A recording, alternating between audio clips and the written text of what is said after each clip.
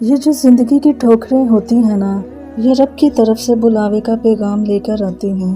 آپ نے دیکھا ہوگا ہم اپنی غفلت سے بھری زندگی میں حقیقت سے بے خبر جی رہے ہوتے ہیں۔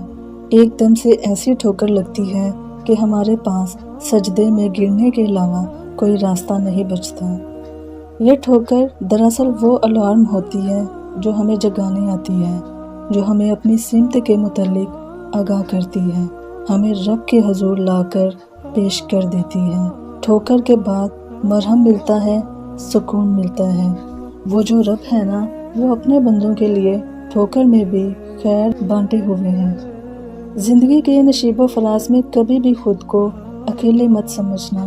وہ اللہ آپ کو ہر ٹھوکر پر تھام لے گا، اور اس کے تھامنے کے بعد تمہیں کسی سہارے کی ضرورت ہی نہیں رہے گی۔ جب تم اپنے آپ پر ضبط کر کے خود کو کسی ایسے کام سے روکتے ہو جو کہ تمہاری پسند کا تو ہوتا ہے مگر تمہارے رب کو پسند نہیں ہوتا، تو تم جانتے ہو اس وقت اس رب کو تم پر بہت پیار آتا ہے، اور اس لمحے وہ تمہاری دعا پر کن فرما دیتا ہے۔ تم آج کی رضا قبول کر لو، اور پھر وہ تمہیں کل تمہاری رضا نصیب کر دے گا۔ ایک دن تم دیکھو گے تمہاری آنکھیں شکر کے آنسوؤں سے بھر جائیں گی، تم اپنی ہر تکلیف بھول جاؤ گے اور اللہ کے معجزوں پر حیران رہ جاؤ گے۔ تمہارے صبر کا اجر بہت حسین ہوگا۔ پتہ ہے جب انسان اللہ سے محبت کرنے لگتا ہے نا، تو اللہ سب سے پہلے اس کا دل بدلتا ہے، اور ایسے بدلتا ہے کہ یہ دل پھر سارے راز، ساری پوشیدہ باتیں سمجھنے لگتا ہے، جو کسی کو نظر نہیں آتی وہ بھی دیکھنے لگتا ہے، اور جو کسی کو سنائی نہیں دیتی اللہ پھر وہ باتیں بھی سننے لگتا ہے۔ اللہ کی محبت میں بہت طاقت ہوتی ہے۔ اللہ کی محبت آپ کو ٹرانسفارم کر دیتی ہے اور بالکل نیا انسان بنا دیتی ہے۔ ایسا انسان جو ہر چیز میں، ہر انسان میں اچھائی ڈھونڈنے لگتا ہے۔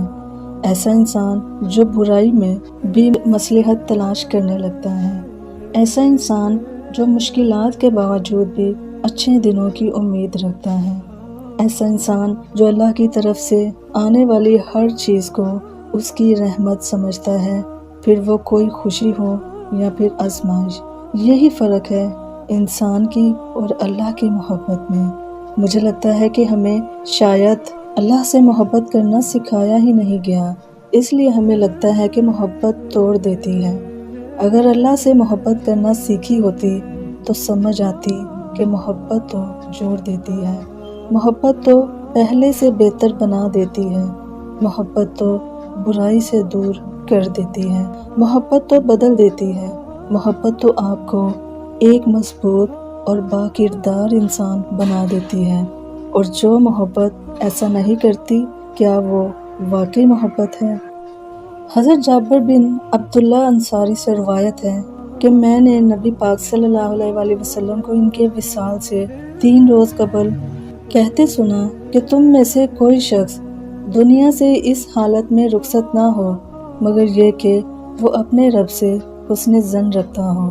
حدیث قدسی میں بیان ہوا ہے کہ اللہ تعالیٰ فرماتا ہے، میں اپنے بندے کے ساتھ ویسا ہی معاملہ کرتا ہوں جیسا وہ مجھ سے گمان رکھتا ہے۔ میں اس کے ساتھ ہوتا ہوں جب وہ مجھے یاد کرتا ہے۔ اگر وہ مجھے تنہائی میں یاد کرے تو میں اسے تنہائی میں یاد کرتا ہوں، اور اگر وہ مجھے محفل میں یاد کرے تو میں اسے بھی بہتر مجلس میں اس کا ذکر کرتا ہوں۔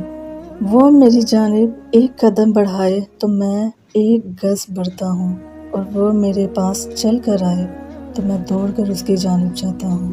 سبحان اللہ۔ اللہ پر یقین اور بھروسہ بہت ضروری ہے، اور سچ پوچھیں جن کو اللہ پاک پر پختہ یقین اور بھروسہ ہو، کامیاب بھی وہی انسان ہوتے ہیں۔